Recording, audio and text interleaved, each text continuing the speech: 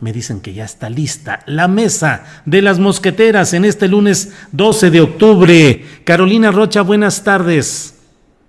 ¿Cómo estás, Julio? Oye, dices tantos temas en el aire. Sí. En realidad, en el aire nada más están las tienditas de campaña. Esas, las casitas ¿Cómo voladoras. nos ha aportado al humor que le hace falta de pronto al país? Sí. Esas imágenes en el Zócalo. Es horrible como se ve el Zócalo, ¿verdad? Pero nos han hecho reír con hilaridad cada vez que van por los aires. Sí, así es. Elisa Lanís, buenas tardes. Hola, qué gusto, muy buena semana para todos. Ahora sí que love is in the air. Sí, love is in the air. Amor en el aire. Órale. Empezamos muy bien el lunes, musicalmente. Caro, ¿cuándo vas a cantar aquí alguna canción política, alguna parodia política o algo? ¿Cuándo vas a tener una expresión artística de ese tipo? Esos talentos no los tengo, Julio. ¿No? Por eso está Elisa, que sí tiene voz. Yo tengo un chisguete. Sí. Oye, pero dice Love is in the air, y yo lo que siento es que hay tanto odio, te diría que jarocho, pero no, hay tanto odio moreno. Uh-huh. ¡Qué barbaridad! Se están agarrando hasta con la cubeta. Uno le dice senil a uno, el otro le dice corrupto, luego le dicen mafioso, luego le dicen ten dignidad. Ladrón vulgar, no. ¿Cómo le dijo Mario Delgado a Muñoz Ledo? Algo vulgar. Es que es una expresión de Andrés Manuel, porque Mario Delgado procura mucho que su discurso empate mucho con el de Andrés Manuel López Obrador, la mera verdad. Ajá. Y pues con el comportamiento un poco extraño de Porfirio, uh-huh. yo ya no sé bien qué problemas tenga, la verdad. Ya no sé si es una cosa fíjate, no demencia, de democracia o de demoscopia, porque al parecer no entendió las reglas que estaban poniendo ahí en el INE, pero ahorita nos va a tener que explicar Elisa, que tiene fuentes privilegiadas allá, y hasta se declaró campeón legítimo. Yo estaba escuchando a la única campeona que está por ser legítima, que es la senadora Citlali, que tenías tú hace unos segundos, Julio, uh-huh. Pero fuera de ello, el INE, que por motivos raros de la vida de Morena, que ha sido tan poco democrática a pesar de su cortísima edad, pues ha pendido del INE, que ni quieren. Entonces, pero es muy simpático, ellos se ponen reglas, ellos firman esas reglas y luego a la hora de los resultados, pues parece que no. Mira, yo ya no sé qué pensar de Porfirio, sí estoy un poco asustada, afligida. Por su estado. Bueno. Su estado etílico o estado mental, ya no sé bien cuál de los dos estados de la República Porfiriana es en el que tenemos que preocuparnos. Así es. Elisa, ¿cómo ves todo ese merequetengue de Morena? Ay, Julio, es que yo ya no sé ni por dónde empezar, ¿no? Pues sí. Es que ha sido una serie muy larga con muchas temporadas, uh-huh. ¿No? Uh-huh. Yo ahorita estaba tratando de ir aterrizando según yo vamos como en la tercera temporada, aunque ya esta tercera temporada fue como el guionista, que es muy bromista, la alargó al máximo, ¿no? Ya esta última ahora resulta que llegan emparejados, o sea, que empate técnico. Sí. Yo dije, bueno, de veras, ¿a quién se le ocurre este guión? ¿No? Es increíble.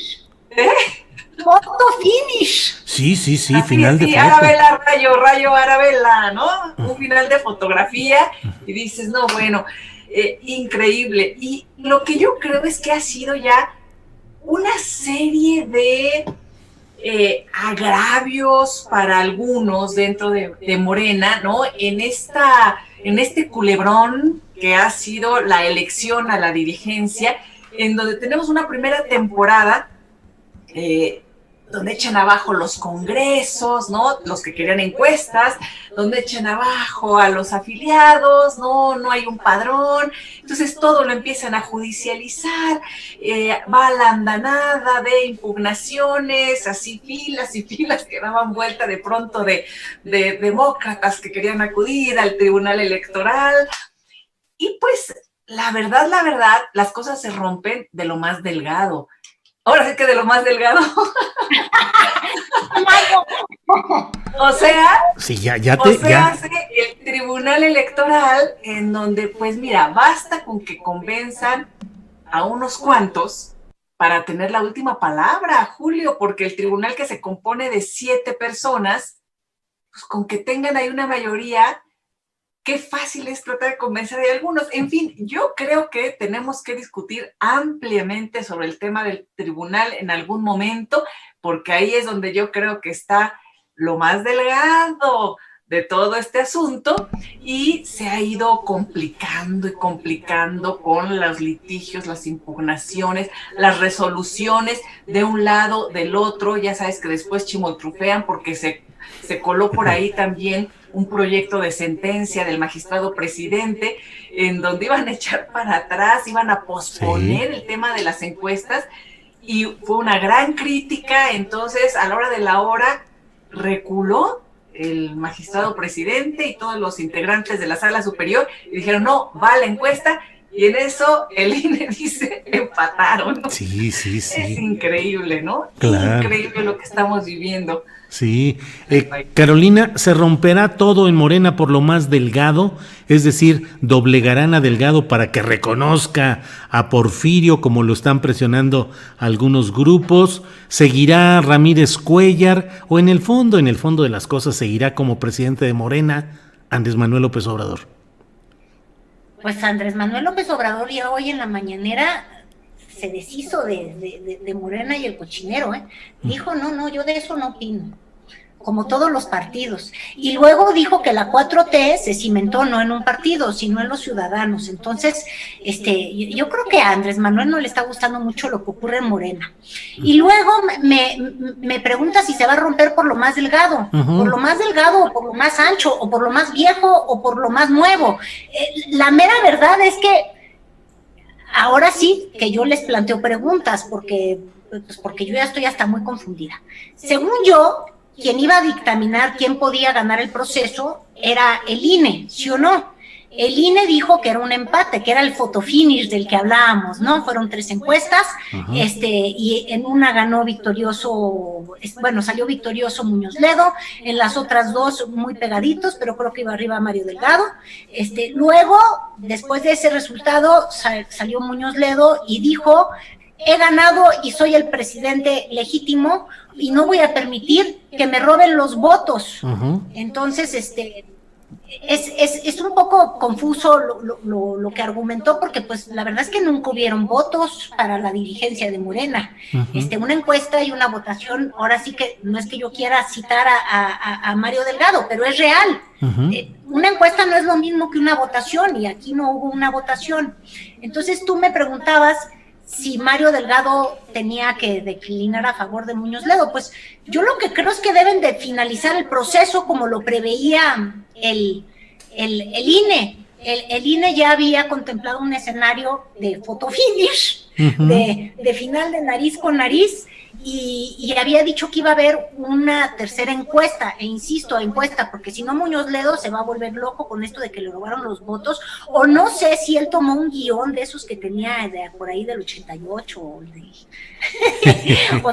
del 2006 y lo retomó idéntico, aunque en el 2006 yo sí les voy a recordar una cosa de don Porfirio, para que vean cómo el mundo es muy simpático. En la noche de la elección del 2006, que fue cuando se derrotó a Andrés Manuel López Obrador, ¿se acuerdan?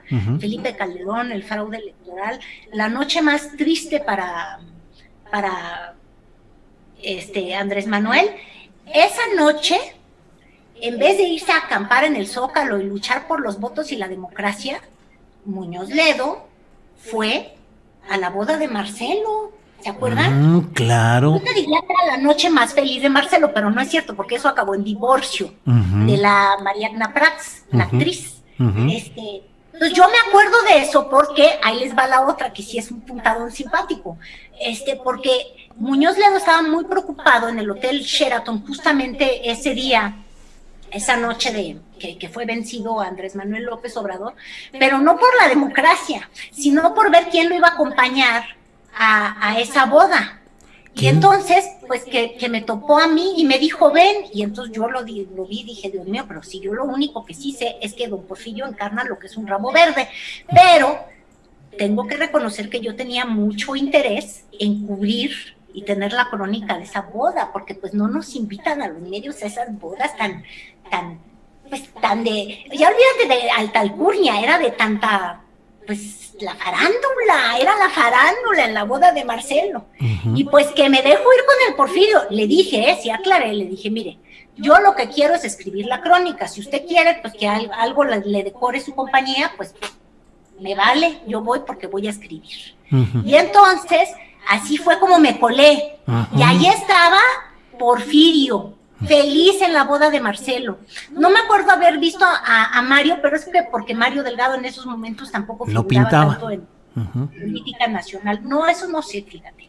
Pero sí estaba Jake Polensky ahí sentada también en las mesas principales. Entonces, por un lado lloraba la democracia mexicana, lloraba el López Obradorismo, y por el otro, pues, los que decidieron que querían estar en el centro histórico, pero cenando divino ahí en un recinto precioso. Luego busco bien esa crónica, que me acuerdo yo que todo estaba decorado de un verde, ay, tan cursi, ay, qué mal.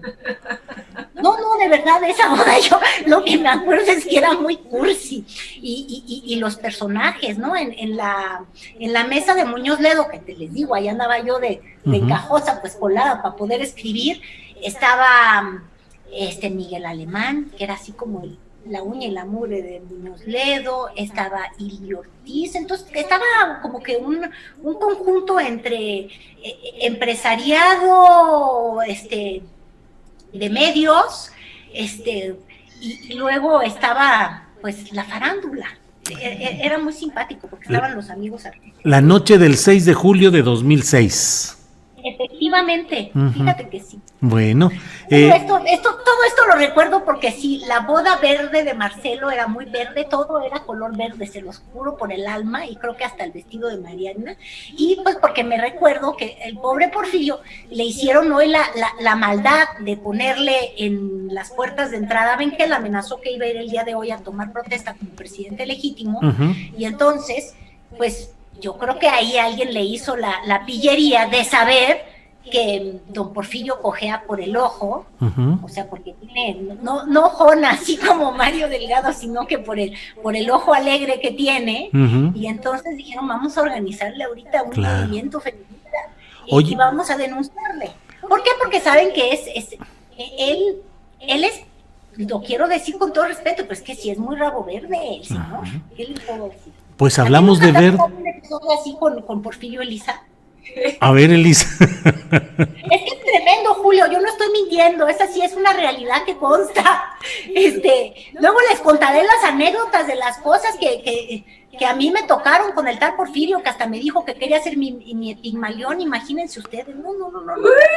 Ándale, ¿cómo ves, Elisa? No, me dijo, eso es my fair lady. Ándale. Entonces dije, ¿este cuate cree que no fui ni a la universidad? Bueno.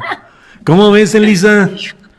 Oye, Julio, ya estamos de las encuestas a los votos, a las fiestas de boda. Recordemos que en aquel tiempo Marcelo Ebrard era diputado a nombre del Partido Verde Ecologista de México, aunque nunca se afilió al Verde, pero él fue postulado en 1997 para ser candidato a diputado por el Verde Ecologista de México. Ya a esas alturas de lo que estamos hablando, ya habían formado junto con Manuel Camacho Solís el llamado Partido del Centro Democrático, que fue un esfuerzo que no tuvo mayor consecuencia más que declinar a favor de... bueno, eso fue en el 2000, perdón, estoy hablando mal. Es que en 2006 fue la derrota electoral, por eso ya te iba yo a decir, entonces fue el 2012. Sí, no, fue en 2006, ¿eh? Sí, y Marcelo fue diputado de 1997 a 2000. Sí ganaba. Del 97 al 2000 fue diputado por el Verde Ecologista sin afiliarse al partido. Pero bueno, Elisa, a ver, ¿cómo ves todo este asunto en el cual ya estamos metidos, en el verdengenal? Oye, es que, mira, yo creo que van saliendo tantas historias, porque lo que hemos platicado, los políticos se siguen reciclando, ¿no? Seguimos al final del día con una clase política muy revolucionaria institucional, ¿no? Al final del día. Entonces, se dice y van de un lugar a otro. Ahora, creo que aquí lo interesante sería pues rescatar toda esa parte de movimientos de izquierda, por ejemplo, para poder reforzar a Morena en una en sus bases, en su ideología, en lo que llevó a Andrés Manuel a todos los votos, porque además con estas alianzas extrañas en donde está el Partido Verde y el PES cobijando y acompañando a Morena, realmente yo creo que necesitaría retomar esas bases importantes, ¿no? Y yo creo que tanto con Porfirio como con Mario se podrían retomar desde el punto de vista ideológico, ¿no? Pero lo cierto es que están en una confrontación que tiene que ver más con el 2024 que con lo que está sucediendo ahora, ¿verdad? Con 2020 o el 2021, ves que algunas ya andan en el 2021. Sí, sí, sí. 2021, pero bueno, yo creo que está presente el 2024. Aquí, el Instituto Nacional Electoral pues acató una resolución del tribunal de hagan las encuestas, pues lo tenía que hacer, ¿no? Y dije otra vez las encuestas, otra vez las casas encuestadoras, otra vez las encuestas, pues ya otra vez hay denuncias por parte del grupo de los llamados puros, en donde dicen, queremos que se fiscalice porque han encontrado muchas inconsistencias en el tema de la encuesta. Más allá de que tiene razón Caro, ahí Porfirio se está confundiendo porque las encuestas no son votos, ¿no? Y aunque estuvo un poco arriba, sí hay un procedimiento distinto. Ahora, ¿qué hizo el INE? El INE dice, yo no voy a dar ganador. Ese le corresponde al Tribunal Electoral. Esto es un enjuague del Tribunal Electoral, nos mandató esto y lo que está diciendo el INE, hubo empate. Quien tiene que dar la resolución. La tercera encuesta, ¿no? Después del empate, la tercera encuesta, que eso es lo que no quiere hacer Porfirio. Así es. Entonces, ahora el Tribunal Electoral dirá, pues sí, hay empate, ¿no? O podría decir ganó Porfirio, el Tribunal Electoral. Podría, pero bueno, todo parece decir que va a empate y entonces, conforme a lo que signaron, va la tercera encuesta. Esto obviamente favorece a Mario Delgado, entonces pues ya están así, ¿no? El grupo que se siente agredido una y otra vez con todos estos temas, de que les echaron para atrás los congresos, después les echaron para atrás la resolución de hacerlo vía no vía encuestas, después les imponen el tema encuestas, ahí es cuando Berta Luján se baja y dice, pues yo no tengo la popularidad ni los recursos que tienen otros, ¿quién puede ser? Entonces va Porfirio, y ya esta es la historia que conocemos en la actualidad. Pero lo que creo al final del día es que va a ser un desgaste, aquí no termina, ¿no? Va a haber cuarta y quinta temporada, porque gane quien gane, va a pues enfrentar ahí situaciones muy complicadas. Yo creo que si gana Mario Delgado, va a enfrentar a toda la base de Morena que sí ha apoyado desde hace mucho tiempo a Berta Luján y a quienes han acompañado a Andrés Manuel desde hace muchos años. Entonces él va a tener que ceder también si busca la unidad, como lo ha dicho ahora, cualquier acuerdo que haya realizado. Bueno, Elisa, gracias. Carolina, ¿te das cuenta de todo el esfuerzo intelectual que hizo Elisa para no decirnos cómo le fue frente al ojo alegre de Porfirio Muñoz Ledo? No quiso decir, ya, confiesa, Elisa, es que es un ojo alegre, don Porfirio. La verdad hay que reconocerlo. Entonces, por eso, qué mala soy que me dé risa que le montaron el teatro, o quizás no es montado, también yo porque ando diciendo. Pero bueno, sabían por qué ojo cojeaba y por ahí hicieron que no llegara al edificio de Morena. Porque ahí sí, imagínate ahora y luego cómo lo sacas. Sí. Pero a ver, ya cuéntanos, Elisa, no te hagas, a ver. Es que saben que, bueno, ahora sí que como siempre decimos aquí entre nos, ¿verdad? Sí, aquí aquí queda. Lo que se dice en las mosqueteras queda. Lo que sucede en las mosqueteras. Así es. No, ¿sabes qué pasa? Que yo conozco a Porfirio desde hace muchos, muchos años. También a Thierry, a su hijo, uno de sus hijos mayores. Entonces tengo como una relación más de parentesco y familiar, y así nos va. Thierry, ¿Qué? que no quieres traumatizar a Thierry.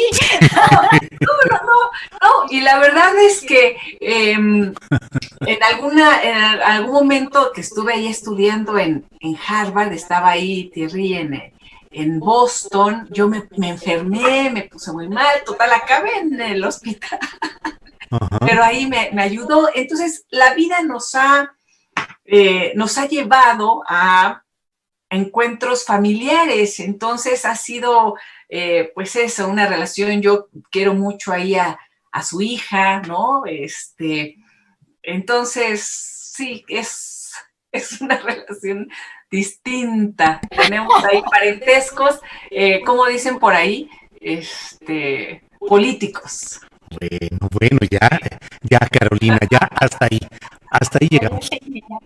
Eres muy buena amiga, Elisa. ¿Eh? Eres muy buena amiga. Eres muy buena amiga. Bueno, pues ¿qué otros temas tenemos pendientes por ahí? La esposa del presidente, Beatriz Gutiérrez de López Obrador, en una gira internacional llevando la representación del presidente López Obrador para solicitar y hacer planteamientos a varios jefes de Estado. ¿Cómo has visto esta gira y cómo ves los preparativos para esas actividades del año que entra, Carolina? Claro, nomás Oye, te veo la cara. Sí, es que hago cara porque me detuve. Fíjate, tú eres tremendo, Julio, yo ya lo vi. No. Beatriz Gutiérrez de López Obrador, y es intencionado. Te voy a decir por qué. Porque nunca la hemos visto que la presenten así. Siempre han dicho Beatriz Gutiérrez Müller. Uh-huh. Pero en el Vaticano, por primera vez, vimos esa firma que ella hizo en el libro de visitas al Papa Francisco, donde firma como de López Obrador, que pues en el feminismo de la señora Beatriz Gutiérrez Müller, que ha dicho que no quiere ser primera dama, ni segunda, ni tercera, pues obviamente no entra, pero bueno, pues es en las instituciones del matrimonio tan católico, yo creo que pues convenía firmar de López Obrador, y además porque fue mensajera, y no una palomita mensajera, no. Fue mensajera de esta misiva que envió el presidente López Obrador al Papa Francisco para que pues ofrezca disculpas a la población indígena de México, y yo también creo que de otros países de Centroamérica, de Guatemala y demás, por los abusos que se cometieron durante el proceso de evangelización y de la colonia en nuestro país. Ahora, creo que el Papa Francisco ya había pedido varias disculpas, ¿no? O no entiendo bien. Sí, de hecho, hoy tendremos por ahí de las 3 de la tarde una entrevista con el corresponsal en Morelos, que nos dice precisamente que el obispo de ahí dice que ya la Iglesia Católica ya había pedido ofrecido ese tipo de disculpas. Durante la misa que ofreció en el marco del Día de la Raza, el obispo de la diócesis de Cuernavaca, Ramón Castro, dijo que es una pena que el presidente López Obrador no sepa que el Papa Francisco ya pidió perdón a los pueblos originarios por los actos de la conquista. Eso nos lo reporta Héctor Raúl González, con quien vamos a hablar por ahí de las 3 de la tarde. Pero sí, Carolina, ya está eso.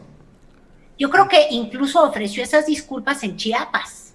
Acuérdate que el Papa Francisco es el primero que fue a San Cristóbal de las Casas, hizo un reconocimiento importantísimo a Samuel Ruiz, que era este obispo que hablaba de más de 5 idiomas o lenguas indígenas, para ser precisa, y hace un reconocimiento al obispo Samuel Ruiz y a los pueblos indígenas, y yo creo que ahí en ese discurso podría estar la disculpa. Lo que pasa es que yo creo que el presidente López Obrador quiere que se las pidan a él. Sí. Digo, se las ofrezcan. Ustedes no saben. O se las den. Oye, o se las den. No, eso ya está muy heavy duty, eso solamente a Porfirio. Las disculpas. Bueno, Pero yo que odio que se pidan las disculpas, se ofrecen. Pero bueno, yo creo que Andrés Manuel quiere que se las ofrezcan a él, porque además él, desde que inició, ¿se acuerdan el año pasado que fue todo un escándalo cuando mandó esta carta a las autoridades españolas y de estos escándalos en los que nos metemos? Yo siento que son como encrucijadas, son meterte un laberinto que no tiene salidas, que nada más nos polarizan, porque los que odian al presidente López Obrador, entonces ya se ponen más españoles que los españoles, y se cambian sus nombres a José María, y ya, no, eso es una cosa tremenda. Y los que son López Obradoristas, bueno, ya hablan de la sangre azteca, es una cosa tremenda, porque además ahí no hay reconciliación. Pero yo creo que López Obrador sí quiere que entremos en estas discusiones porque distraen de otras, ¿no? Elisa, ¿cómo ves este tema de la visita de la señora de López Obrador a Europa y todas las peticiones y señalamientos? Caro, es que así se firmó ella, Beatriz Gutiérrez de López Obrador, y luego puso fecha 2021. No, es que le odia este año. Ya está pensando en las elecciones. Bueno, Elisa, ¿qué opinas, por favor?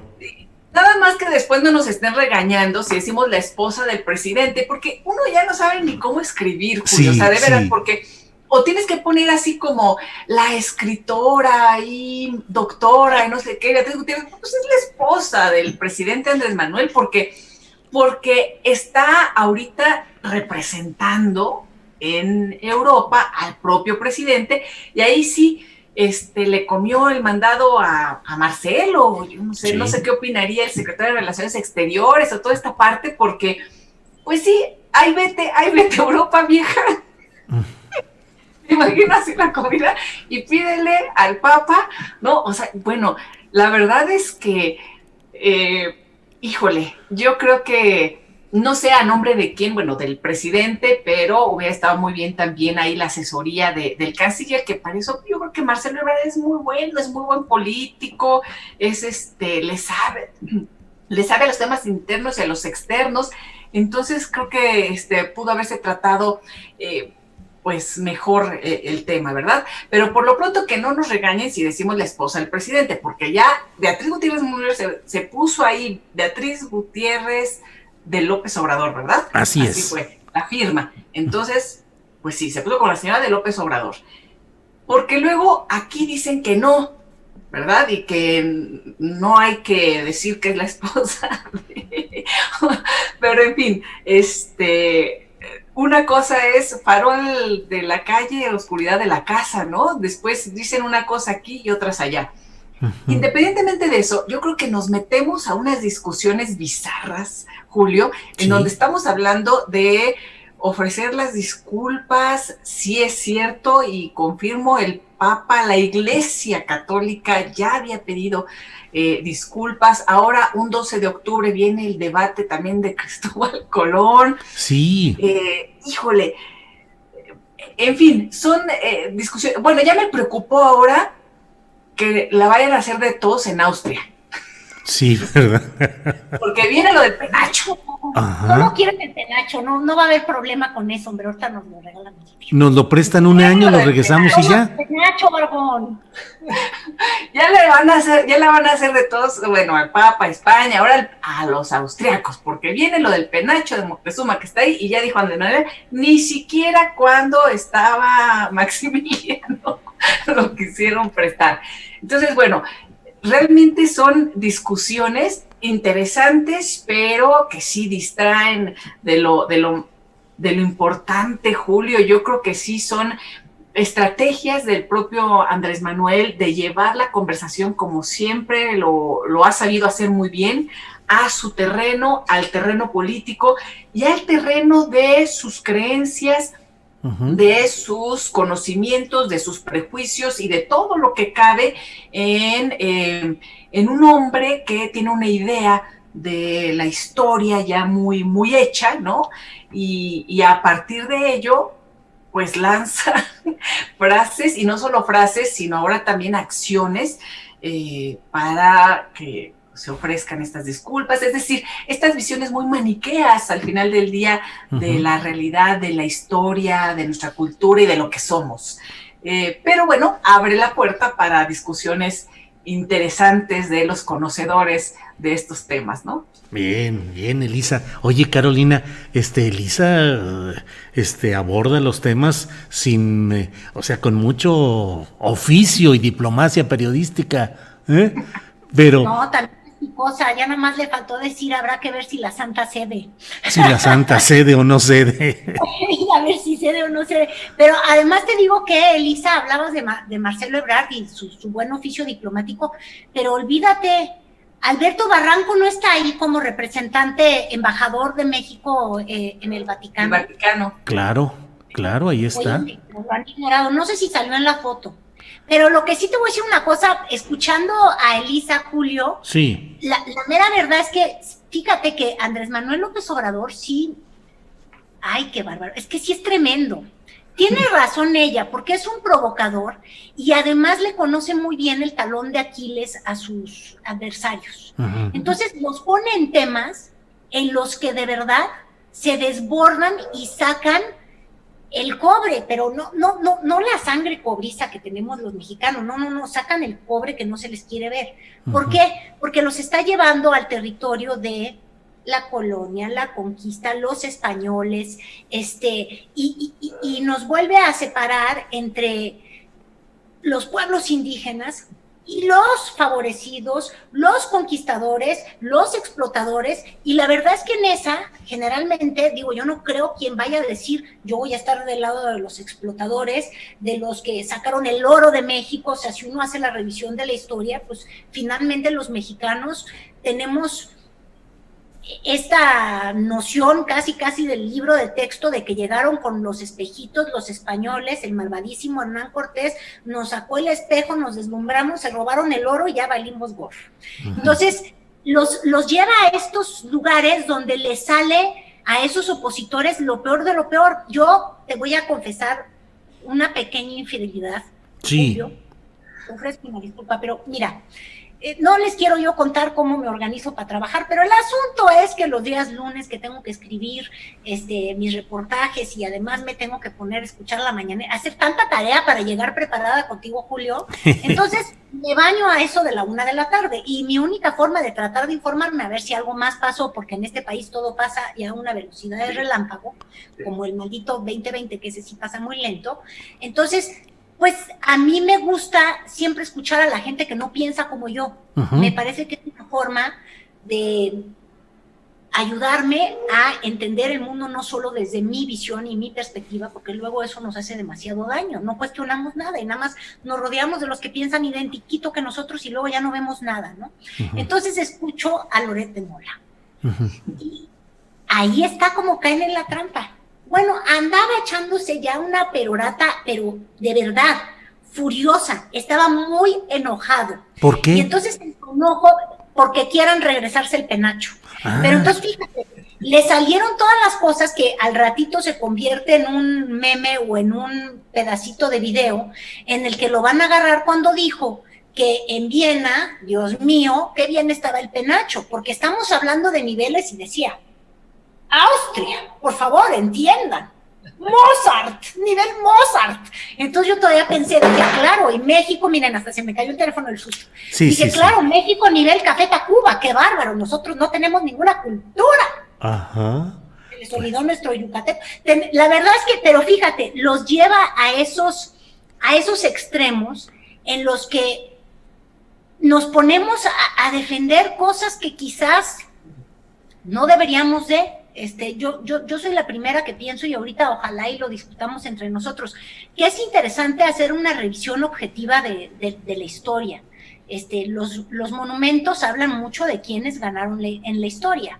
Y pues, digo, yo la verdad es que no tengo ningún sentimiento en particular cuando veo una estatua de Colón, que ya, por cierto, ya no vamos a ver más en la ciudad, pues sí. O sea que nos ahorraron la discusión. En California quitaron las estatuas que tenían de Colón. Pero bueno, habrá que analizar nuestra historia y también preguntarnos qué hacen otros países con su historia. Digo, un ejemplo sencillito. Si tú vas a Alemania, hay algo histórico que ocurrió. Efectivamente, hubieron campos nazis, existió el nazismo y tuvieron estas guerras que son cicatrices tremendas. Tienen museos del Holocausto, porque es importante recordar. Lo que no tienen es estatuas de Adolfo Hitler, hasta donde yo sé, ni en Italia de Mussolini. Yo no estoy diciendo que Colón sea ello, pero habría que preguntarnos. Fíjate, Julio, claro, ahorita que estás platicando, digo, estamos en las anécdotas, es lunes de anécdotas, Julio, más que de análisis acá político, profundo, pero creo que vale la pena. Ahorita que comentaba esto, Caro, en Austria, por ejemplo, pues sí, sin duda, en todo Alemania están los monumentos al Holocausto, ¿no? Uno puede estar ahí y no es algo que uno o que el pueblo alemán rechace, al contrario, es como conmemorar algo, no olvidar, recordar, ¿no?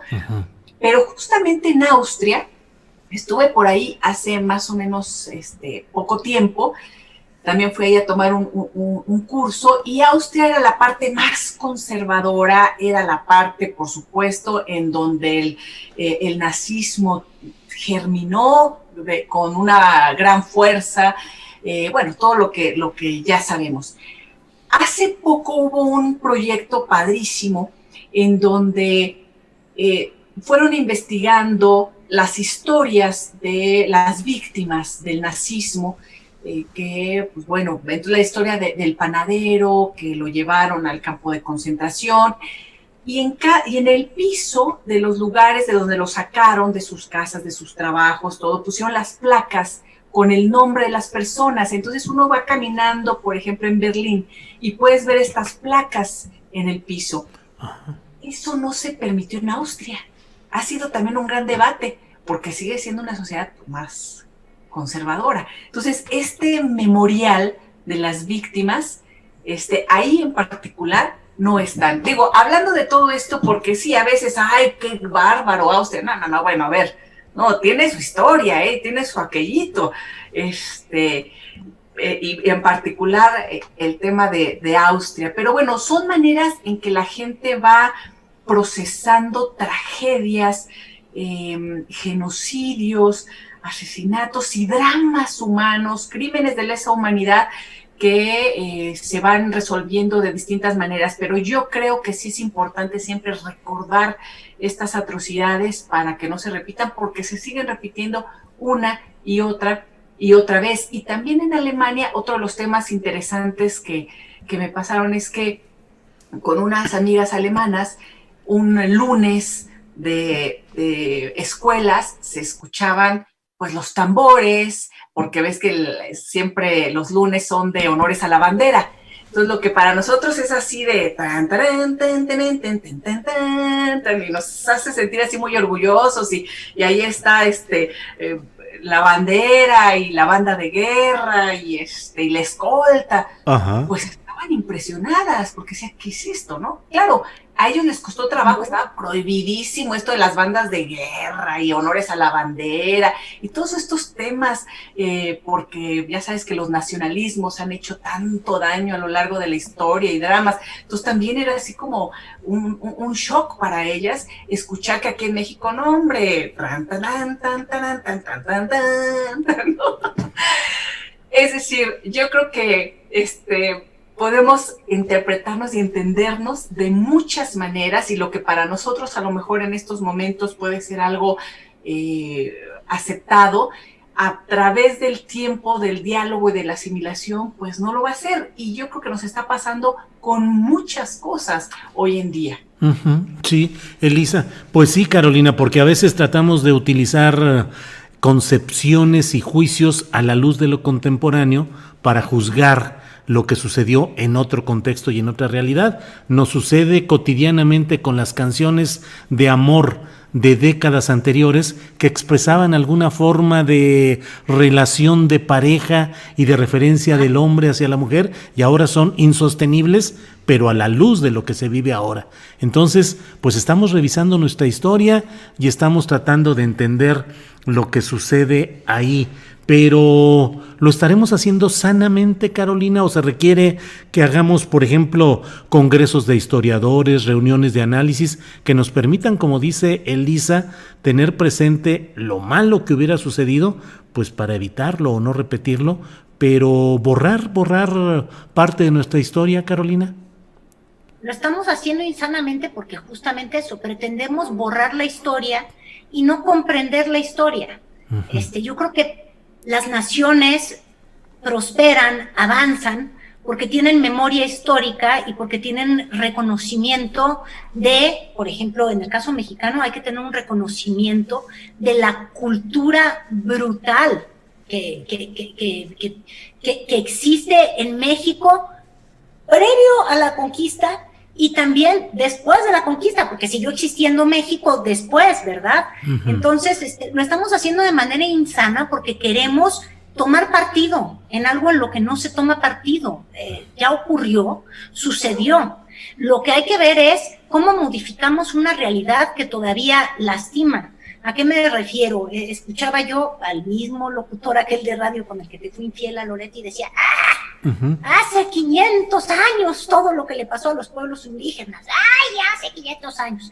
Entonces yo decía, sí, hace 500 años, efectivamente, pero pasaron 500 años y todavía los pueblos indígenas y en las poblaciones indígenas es a donde encuentras el mayor rezago, la mayor pobreza, los menores índices de alfabetización, el mayor olvido, y tenemos que preguntarnos por qué estructuralmente la pobreza llega ahí, por qué estructuralmente la discriminación sigue enclavada ahí después de tener 500 años de oportunidades para poderlo remediar. Y también entonces ahí habría que preguntarle a la 4T, al actual gobierno, bueno, ¿qué estás haciendo para remediarlo, no? Y obvio, la conquista algo jugó en ese rezago que viven las poblaciones indígenas, nada más por ver dónde están ubicadas geográficamente. Cuando se levanta el zapatismo con nuestro enmascarado Marcos, ay, me encanta. Yo ya, miren, no he cumplido la edad de Porfirio Muñoz Ledo y se me olvida todo. No quiero pensar cómo la está pasando él. Pero bueno, Marcos en su discurso lo que insistía muchísimo es cómo los españoles les robaron sus tierras, les robaron estar cerca del agua, estar en las tierras fértiles y los fueron alejando y aventando a la selva, donde no había nada. Eso ocurrió no nada más ahí, ocurrió en la montaña. Hubo un fenómeno en el que sí se fue despojando a las poblaciones indígenas y fueron ahuyentadas a los lugares más remotos, que si uno no piensa en la historia, llegas, digo, a mí me ha pasado, ¿no?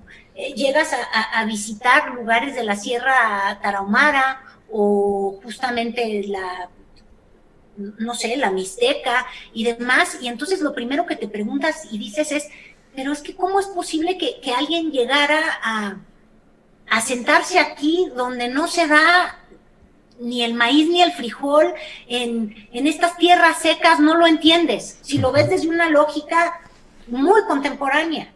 Sí. Bueno, entonces quizás si alguien nos explique, nos recuerda, nos dice, no, es que no creas que a ellos les gustaba venirse a colocar aquí.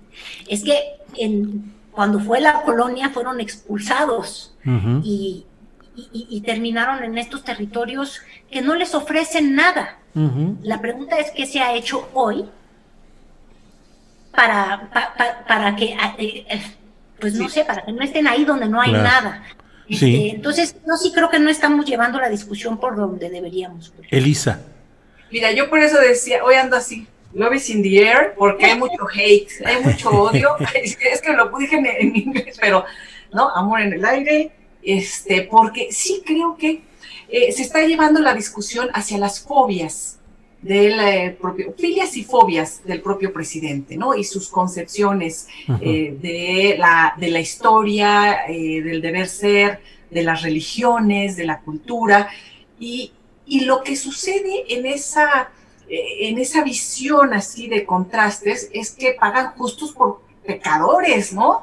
Y entonces estamos viendo que rájale con los fideicomisos. Oye, pero de verdad son unos rateros todos los que reciben recursos de los fideicomisos, porque ya los puso pintos a todos parejos.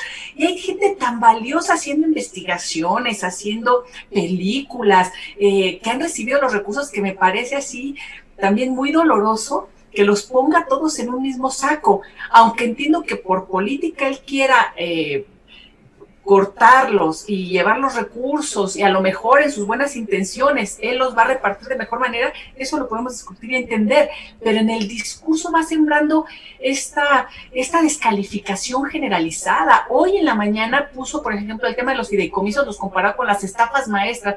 Pues nada tuvo que ver el esquema de la estafa maestra con los fideicomisos. Esos fueron adjudicaciones directas a universidades públicas o a medios de comunicación públicos que no necesitaban licitación ni nada, y ellos y esos medios y esos universidades a su vez contrataron empresas fantasmas, se desviaron recursos. Es decir, es un esquema totalmente distinto, pero lo ponen en un mismo saco y es muy difícil explicar eso, porque se requiere más tiempo, se requiere un poco más de investigación, y además se requiere un espacio que no se tiene, porque el que tiene el presidente es la máxima tribuna todas las mañanas, y su voz además se escucha porque es un líder social indiscutible. Entonces creo que nos ha llevado a estas visiones que pues son tristes, ¿no? Y estamos en esta discusión terrible de que si los conquistadores, qué horror, y que los indígenas,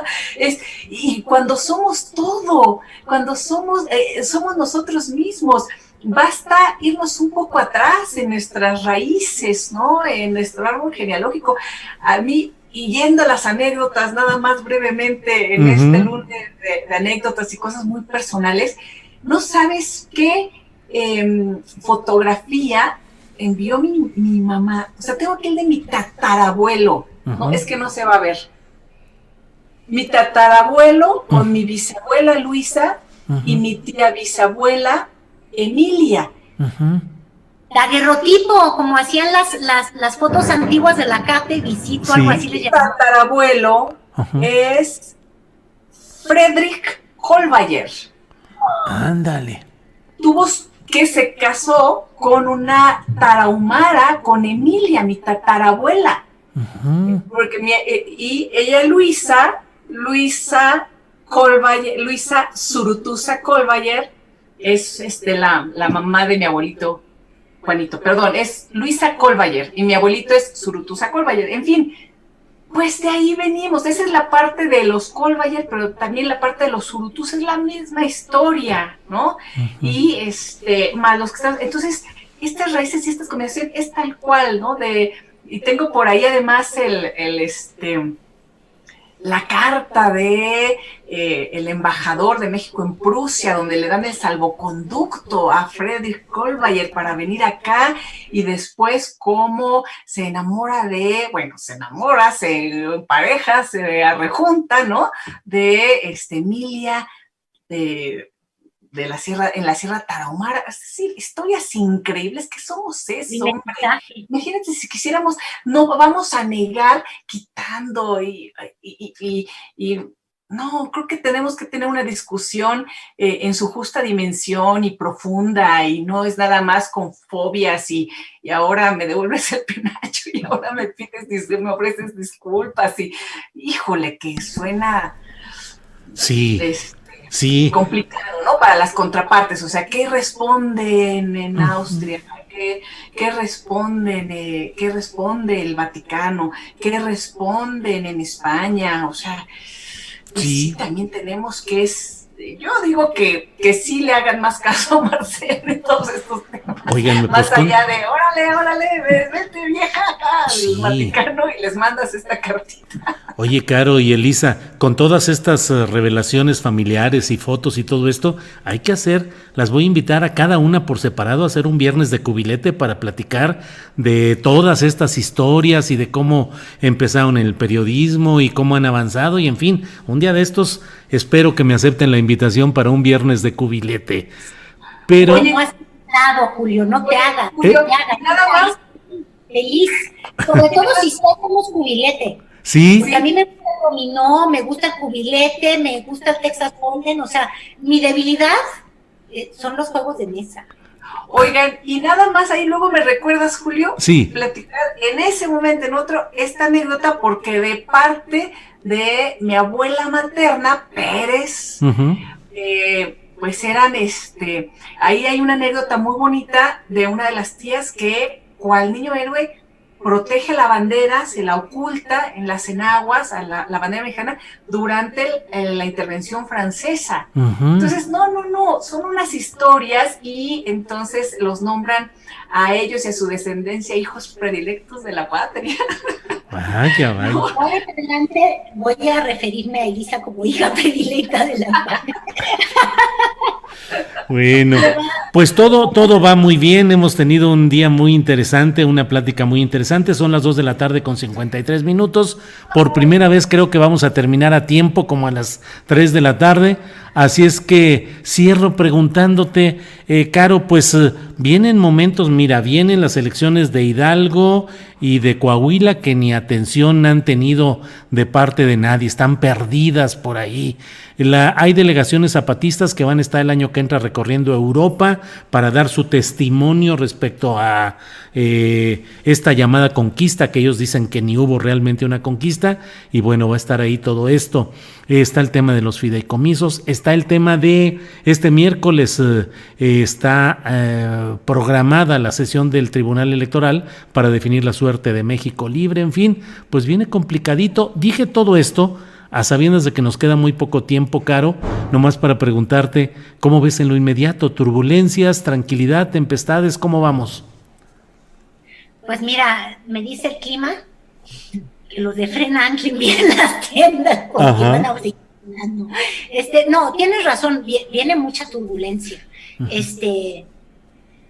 La decisión que tome el TRIFE respecto a Felipe Calderón evidentemente va a causar una enorme reacción porque va a haber a alguien a que le guste y a otro que no le guste. Entonces, donde hay ganadores y perdedores en un México tan polarizado, olvídate. Ya me quiero imaginar las benditas redes sociales como hoy hizo toda esta defensa a Andrés Manuel López Obrador y donde invitó a que ya no leamos la prensa escrita, que porque estamos tan acostumbrados a ver a los editorialistas y que no, que ya nada más nos pongamos en la internet y que tampoco leamos el New York Times. Uh-huh, uh-huh. Qué cosa tan tremenda. Pero bueno, sí, se viene una semana complicada. También ya ni siquiera hablamos, para que veas cómo los días vuelan, no hablamos nada de García Luna, que fue la sesión que dicen que los mexicanos cancelamos. Uh-huh, sí. La prensa nacional. Hay muchos temas y en realidad sí creo que no los estamos viendo porque estamos metidos en estos laberintos de la soledad, por citar a nuestro Nobel de la literatura. Estamos enfrascados en nosotros mismos, en nuestras fobias, como decía Elisa, y en el ruido.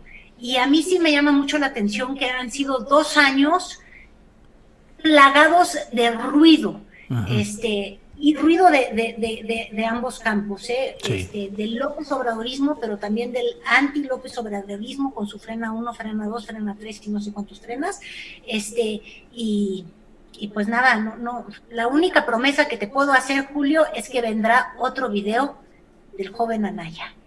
Sí, claro, ahí está ya el joven Anaya. Gracias, Caro. Elisa, te toca cerrar esta mesa, dinos cómo ves lo que viene, turbulencias, tempestades, tranquilidad.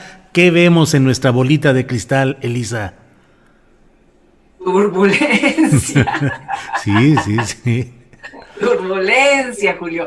Oye, y nada más para ir como descifrando esta turbulencia, a ver, si queda Porfirio, habrán ganado los puros, la gente que ha apoyado a Andrés Manuel desde hace muchos, muchos años, y ahí se fortalece Claudia Sheinbaum. Sí. Si gana Mario Delgado, entonces ganará esta otra parte que está apoyando, creo yo que ganarían Marcelo, se ha dicho, y otro chipotote por acá que también ganaría, el senador Monreal. Sí.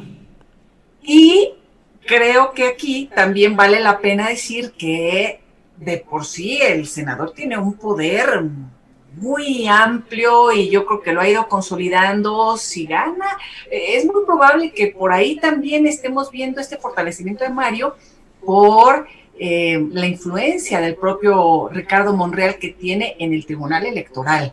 Aquí va una idea que yo tengo, igual la escribo para la columna, no sé. ¿Se acuerdan de Castillejos? La influencia que él tenía en la designación de senadores, senadoras, de propuestas de ministros. ¿Qué tipo de Peña te refieres a Castillejos, a ese? A Humberto ¿Te acuerdas Castillejos. del consejero jurídico?